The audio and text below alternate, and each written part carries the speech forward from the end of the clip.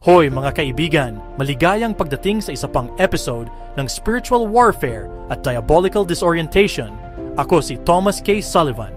Sa huling episode natin, nasaksihan natin ang digmaan sa langit, ang sinaunang labanan kung saan ibinagsak ni San Miguel ang mga bumagsak na anghel sa lupa. At nagdulot yon ng nakakabagabag na tanong, paano ako napunta sa digmaang ito? Para sagutin iyan, kailangan nating bumalik lahat-lahat pabalik sa simula, nang likhain ng Panginoong Diyos ang tao mula sa alabok ng lupa at hiningahan ang kanyang mga butas ng ilong ng hininga ng buhay. At ang tao, si Adan, ay naging isang buhay na nilalang. Inilagay siya ng Diyos sa isang hardin, isang paraiso na pinangalan ng Eden, at binigyan niya si Adan ng isang gawain upang bungkalin at ingatan ang hardin. Ang salitang iyan, ingatan, sa Hebreo ay shamar. Ibig sabihin nito ay higit pa sa pag-aalaga. Ibig sabihin nito ay bantayan, pagmasdan, protektahan. Hindi pa nalilikha si Eva, at gayon paman ipinagkatiwala na kay Adan ang mga banal na utos, bungkalin at bantayan ang hardin. At malaya kayong makakain mula sa bawat puno sa hardin. Ngunit sa puno ng kaalaman ng mabuti at masama, hindi kayo kakain, sapagkat sa araw na kumain kayo, tiyak na mamamatay kayo. At iyan ang susi, dahil hindi lang hardinero si Adan, siya ay isang tagapagbantay. Ngunit ano ang dapat niyang bantayan sa hardin? Alam ng Diyos, nakita niya ang nangyari sa langit. Ibinalibag ng Diyos ang mga bumagsak na anghel sa lupa. At sinabi niya kay Adan na, Shamar, protektahan ang sagradong lugar na ito.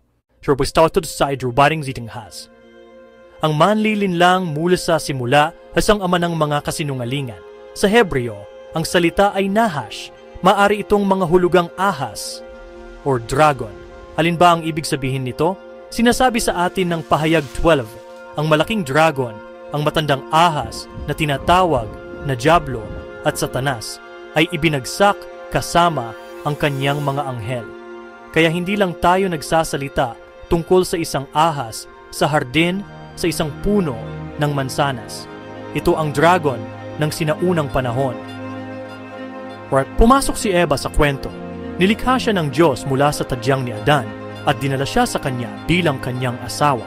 At habang nagpapatuloy ang salaysay, nakipag-usap siya sa ahas. Sinabi ba ng Diyos na hindi kayo kakain mula sa anumang puno sa hardin? Maari kaming kumain ng bunga ng mga puno, ngunit hindi mula sa nasa gitna. Hindi rin namin ito dapat hawakan. Baka mamatay kami. Turna ngunit teka, hindi tuwabin ko Diyos para kayo huwag hawakan. Na siguro si Adan, sa pagsisikap na protektahan siya, ay nagdagdag ng dagdag na layer. Huwag kainin, huwag hawakan. Ngunit binabaluktot ito ng ahas. Nagsinungaling siya. Hindi kayo mamamatay. Alam ng Diyos na kung kakain kayo, mabubuksan ang inyong mga mata. Magiging tulad kayo ng Diyos.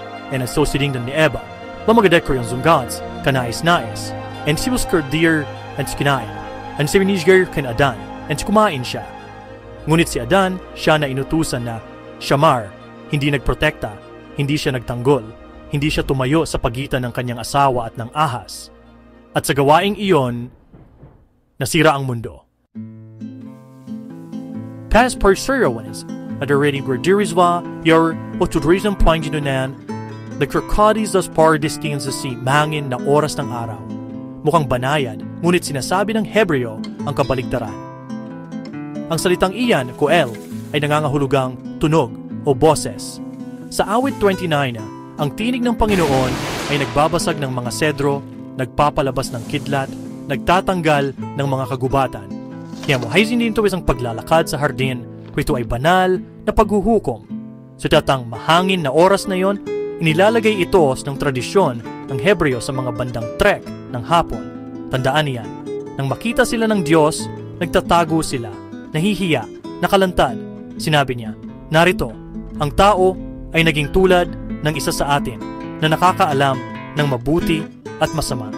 At kaya, upang hindi sila kumain mula sa puno ng buhay at mabuhay, magpakailanman sa katiwalian, pinalayas niya sila palabas ng Eden.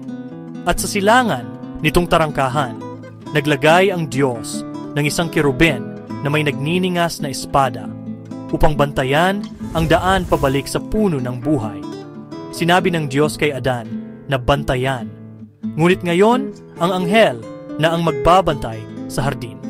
Ang pagsuway ni Adan ay naglagay sa buong sangkatauhan sa ilalim ng kapangyarihan ng Diablo.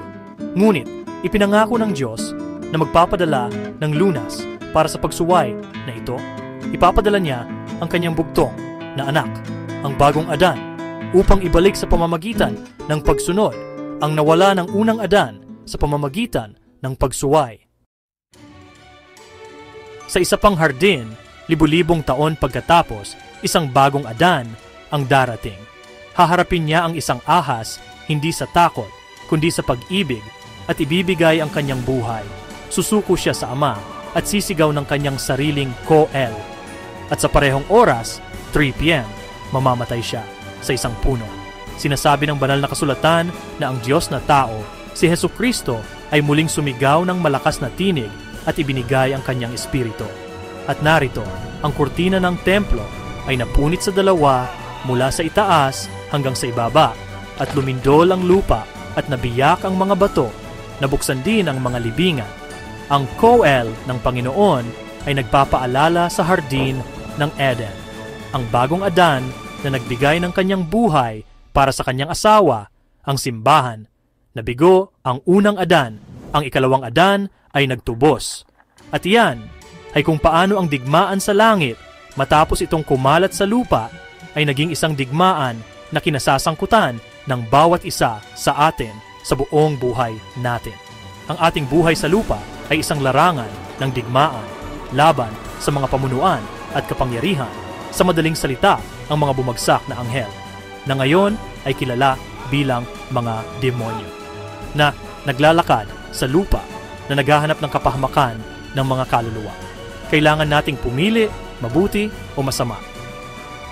Kaya, hanggang sa susunod, I like, I share, I subscribe, at huwag palampasin ang bawat episode ng Spiritual Warfare at Diabolical Disorientation. Naway patuloy kayong pagpalain ng Diyos at ang inyong pamilya.